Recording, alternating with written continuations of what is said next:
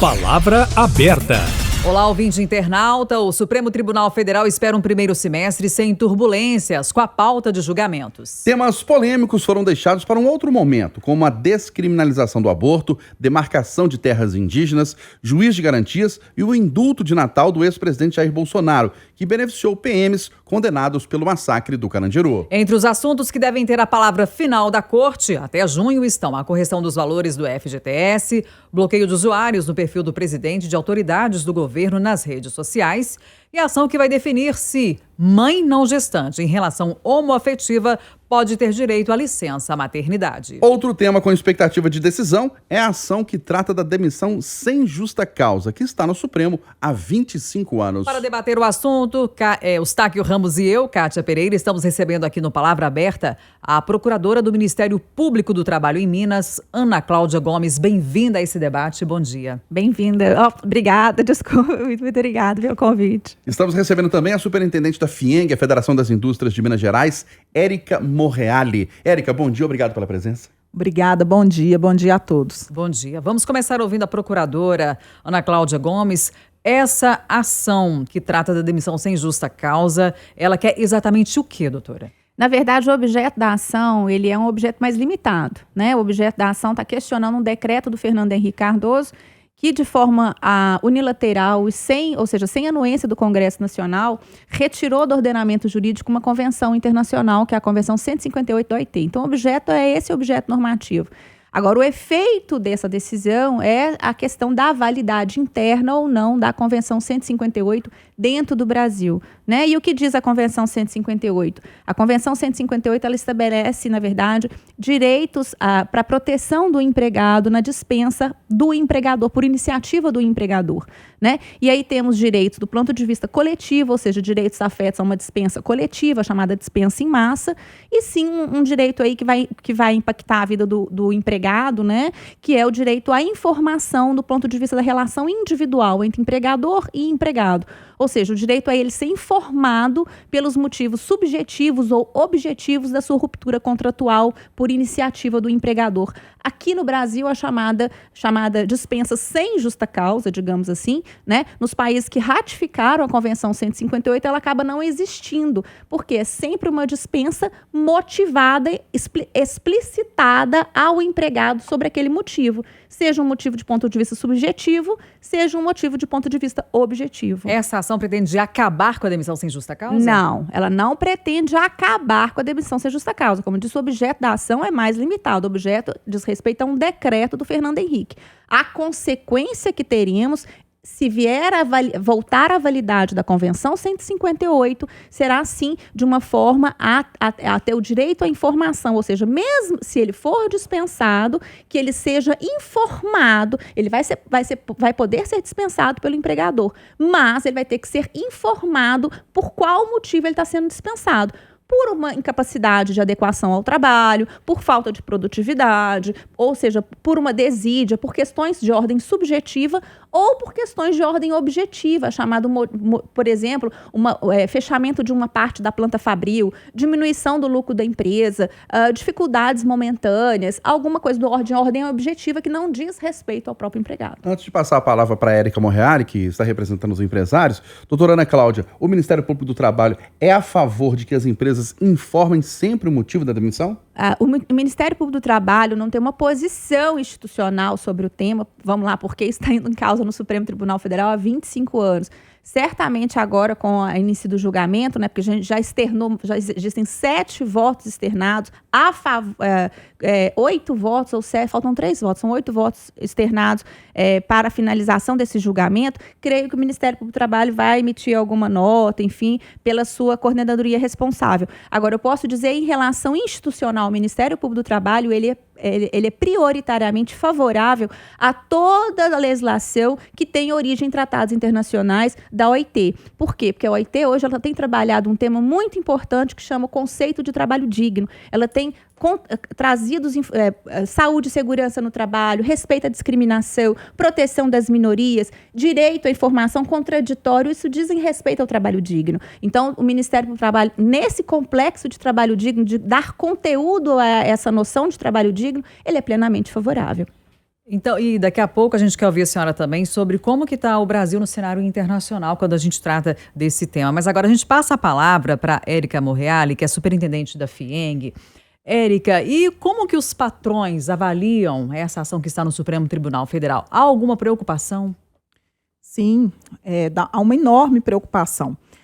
Agora, ao que se demonstra do texto da Convenção 158 da OIT, não é apenas a obrigação de informar ao trabalhador acerca do motivo do seu desligamento.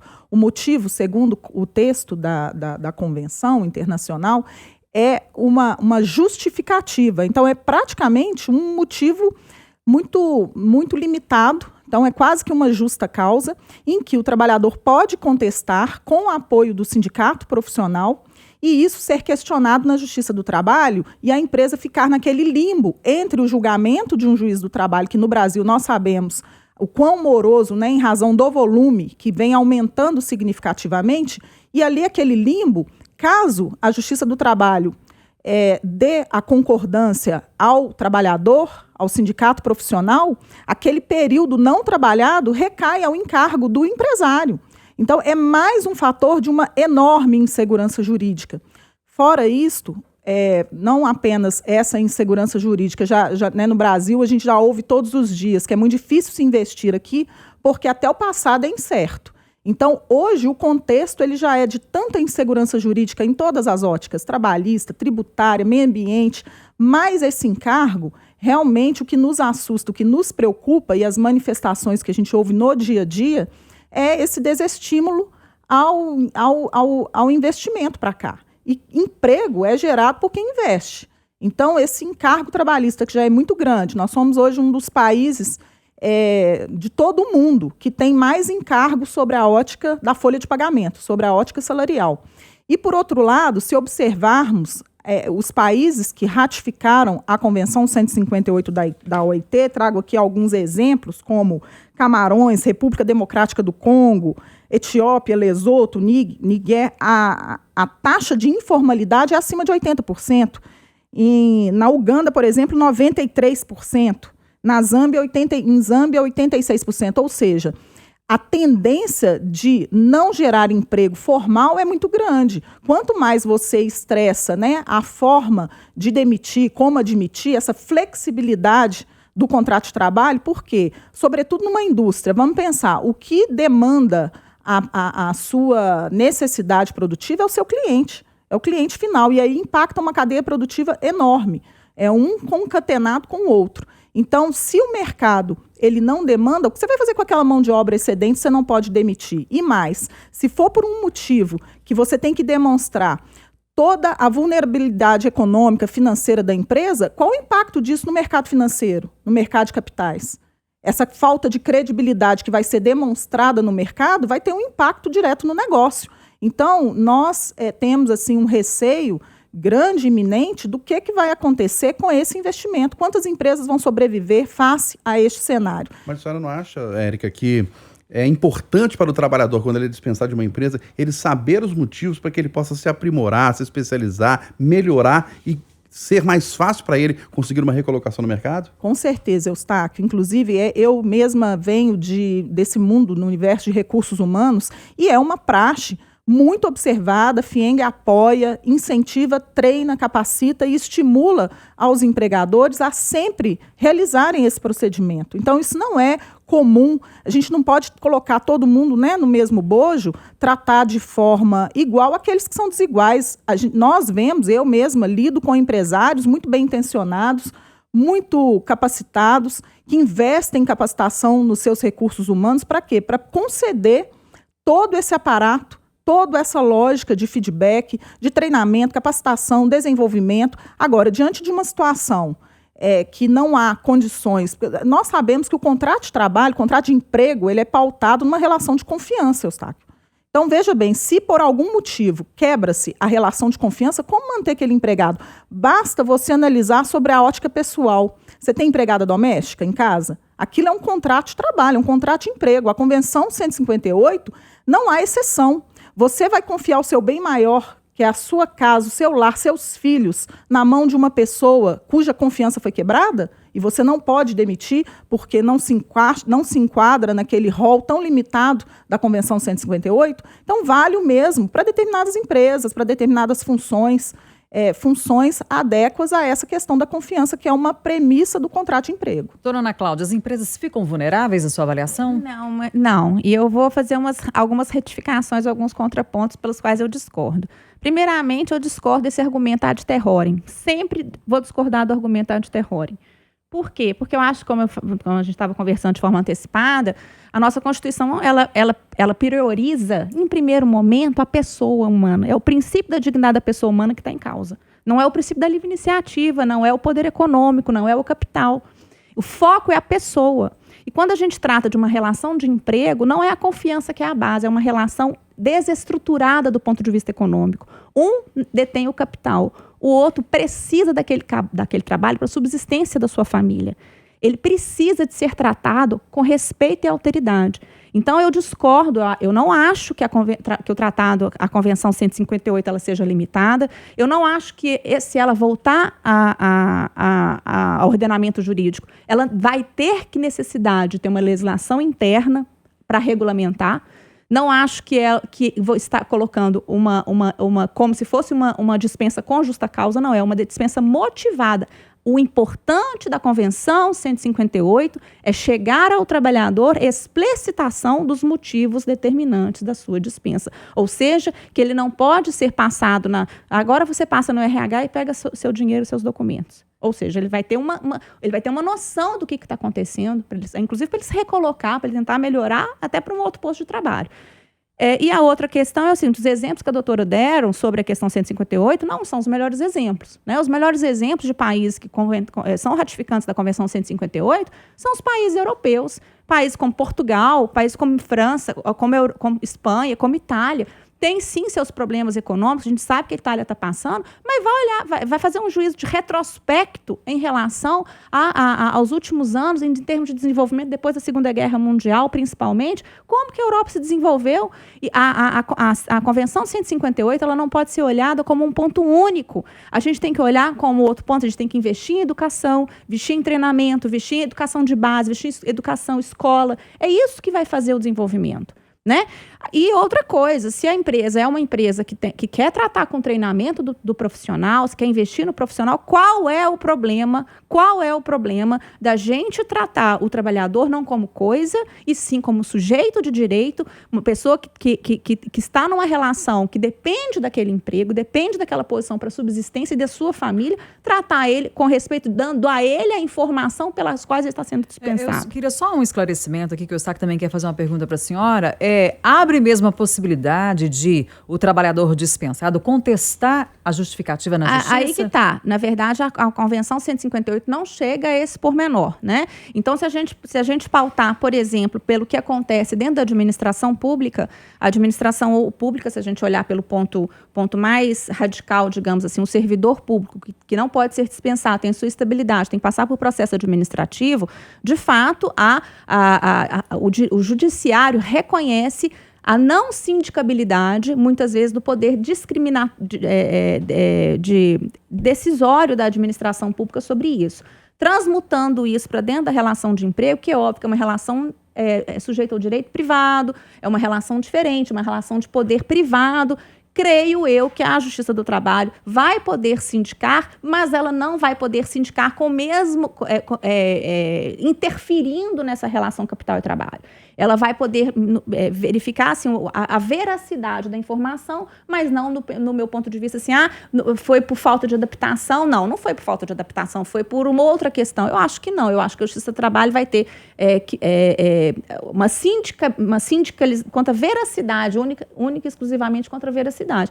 Agora, é fato que isso não está delimitado no tratado, como eu falei, vai depender de legislação infraconstitucional, vai depender de uma evolução da jurisprudência, e os países que ratificaram, ninguém está aí, assim, dos países exemplos que ratificaram, são exemplos, para mim, grandes exemplos em termos de desenvolvimento econômico. Né? Inclusive, são países que temos empresas que vêm de lá para vir para o Brasil. Ô, Érica, agora, do ponto de vista dos empresários, a gente tem uma série de variáveis que interferem na produtividade das empresas, na oferta de empregos. Essa questão de informar ou não a causa de uma demissão, entre aspas, tá? Não é muito pequena para dizer que haverá prejuízos para a abertura de novos postos de trabalho, da confiança das empresas no mercado, na credibilidade das empresas? Não, Eustáquio, nós temos aqui um estudo econômico, né, bem detalhado sobre os países que adotam essa Convenção 158, sobre a ótica da produtividade. Os Estados Unidos, por exemplo, que não tem essa prática, que tem realmente a legislação, ela tem uma ótica federal em alguns estados, mas, modo geral, o Brasil hoje, ele já produz, ele já é produtivo em 1/4 comparado aos Estados Unidos. Ou seja, um trabalhador brasileiro, ele produz...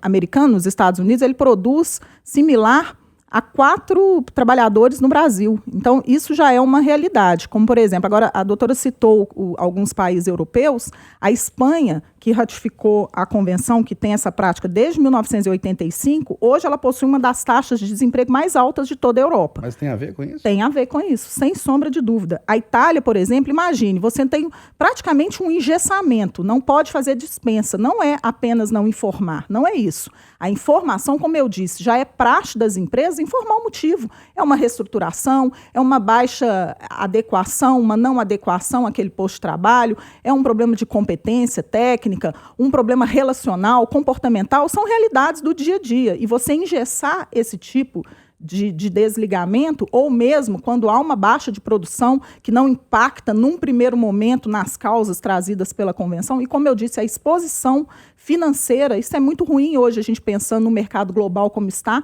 qual o impacto disso perante os seus até investidores. Então, sim, e repito, não é apenas uma informação. O texto da Convenção da 158 da OIT diz expressamente que o empregado poderá discordar e contestar com o apoio do seu sindicato profissional.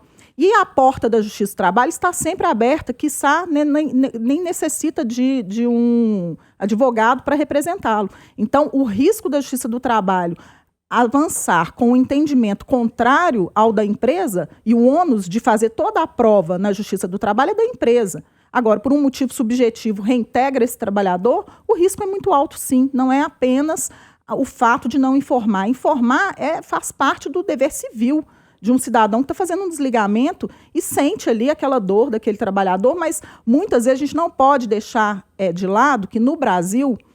quem mais emprega são as pequenas empresas. Mais de 80% da massa salarial hoje do Brasil advém das micro e pequenas, e muitas vezes paga-se a folha de pagamento, dependendo da situação, da circunstância, com muita dificuldade, sacrificando até o seu próprio rendimento para poder honrar com tantos compromissos fiscais, trabalhistas que são exigidos, né? É um vitorioso quem hoje resolve empreender no Brasil. Não é algo simples, é algo muito complexo, não é apenas, a gente não pode banalizar, falar que o efeito prático é uma simples informação, porque não é. É um engessamento das relações de trabalho, é de fato algo danoso para o emprego, para o trabalhador no médio e longo prazo, porque se o investimento vai embora, quem garante emprego e renda é quem gera emprego. E esse gerador de emprego, se ele opta por não investir no Brasil, aonde vão esses empregos? Aonde há mais flexibilidade, onde há mais possibilidade de se investir. Quem não tem opção, não tem opção.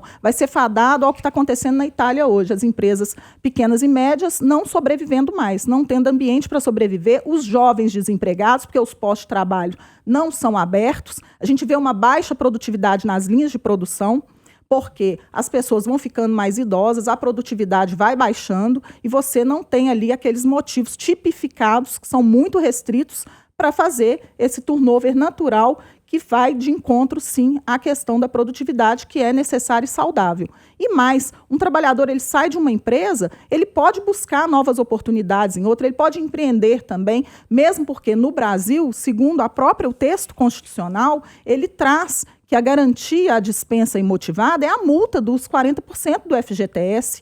Isso está previsto na própria Constituição Federal, que fala até que uma legislação complementar, ou seja, uma lei de quórum qualificado, venha regular a matéria. Então, hoje já há o ônus da multa dos 40%, fora o aviso prévio, que chega a 90 dias, ou seja, mas pode chegar a 3 meses de salário, além do próprio seguro-desemprego. Então, há uma proteção social a este empregado desligado e traz um equilíbrio, isso trouxe um equilíbrio nas relações. Agora, de fato, só para finalizar, esse julgamento que se arrasta há 25 anos é um fator de extrema preocupação, mas a gente acredita que o Supremo Tribunal Federal, como a doutora bem citou, já tiveram aí 8 manifestações, nós cremos que isso vai ser levado em consideração. Foi lançada uma tese de modulação dos efeitos e é racional, isso pelo menos para as empresas poderem ali se adequarem, repensarem os seus investimentos. Mas o fato é, desde que houve esse anúncio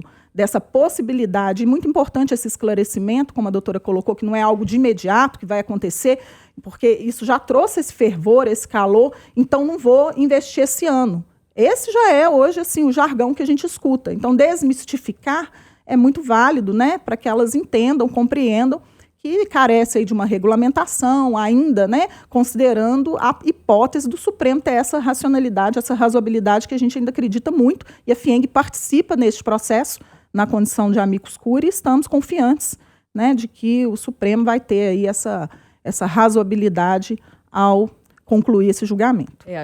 Érica Morreale, a gente entende que a senhora já fez até parte das considerações finais, né, que é justamente falando da expectativa quanto ao andamento desse tema no Supremo Tribunal Federal. Então, passo agora a palavra para a doutora Ana Cláudia Gomes para, nas suas considerações finais, fazer mais algum contraponto, falar dessa expectativa e resumir para a gente como é que o Brasil é visto lá fora no tratamento que está dando a essa convenção. Bom, então, só para fazer um contraponto rapidamente à doutora Érica, é o seguinte, mais uma vez, isso não é o único problema do Brasil. O problema do Brasil, quando se fala que o americano produz 4 vezes mais, é falta de educação de base, falta de escola, falta de transporte, falta de infraestrutura. Se tiver atenção a esse tipo de coisa, certamente o direito à informação do trabalhador vai ser uma coisa pequena, né? Então, a gente não pode focar nisso. Isso é um argumento extremamente ad terrorem para a questão da empregabilidade. Como eu falei, os vários países da Europa são exemplos, estão aí, e isso não foi questão, né? Em relação ao julgamento Supremo, também nós fazemos parte, como amigos curiae, eu entrei, fizemos a peça juntamente com o grupo de pesquisa da UNB, e temos a certeza, a convicção que o Supremo Tribunal Federal vai manter a sua jurisprudência no sentido da supralegalidade dos tratados internacionais e principalmente no fato de não ser possível modulação de decisão pelo fato de ser uma inconstitucionalidade formal. A inconstitucionalidade formal, o Supremo não tem nenhum precedente na história de modulação de efeitos em inconstitucionalidade formal.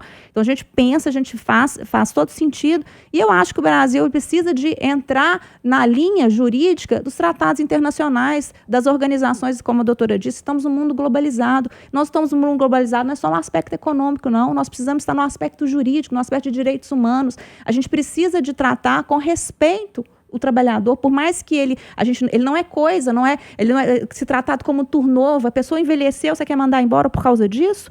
A gente não vai dar um apoio à pessoa idosa para ele ficar no contrato de trabalho até aposentar? Né? Ele vai ter que ser dispensado porque ele está com uma baixa produtividade, porque ele atingiu 60 anos de idade. É isso que a gente quer numa relação de emprego? Ou a gente quer tratar o idoso com respeito? A população está envelhecendo. Todas as taxas estão demonstrando crescimento e envelhecimento da população. Então, assim, eu penso que a gente precisa de tratar com dignidade todos os tipos de relações jurídicas. E o direito à informação é, no ponto de vista da relação de trabalho, um acesso à dignidade, ao trabalho digno. Então, o Ministério Público do Trabalho confia que teremos uma decisão positiva. Vamos lá. E estou sempre à disposição para vir encontrar pouco a doutora Érica, não só aqui, mas em outros momentos. Nós estamos encerrando o Palavra Aberta deste sábado. Debatemos uma ação que está para ser julgada no Supremo Tribunal Federal, que trata da demissão sem justa causa, justificar ou não esse desligamento. Recebemos aqui no Palavra Aberta a procuradora do Ministério Público do Trabalho em Minas Gerais, Ana Cláudia Gomes. Doutora Ana Cláudia, obrigado pela sua presença. Um ótimo fim de semana. Para nós todos, muito obrigada, ouvinte. Obrigada, doutora Érica, por participar conosco nesse debate. Doutora Ana. Obrigada pela contribuição. Obrigada a todos. E agradecemos, sim, a Érica Morreale, que é superintendente da FIENG. Foi um prazer recebê-la aqui. Até a próxima. Até a próxima. Muito obrigada. Obrigada, doutora Ana. Obrigada, muito obrigada a todos. E lembrando que o Palavra Aberta está disponível também nas nossas plataformas de áudio, principalmente o Spotify, e nos nossos canais digitais também, principalmente o YouTube. O Palavra Aberta está aqui, todo sábado, 8h30, no Jornal da Itatiaia.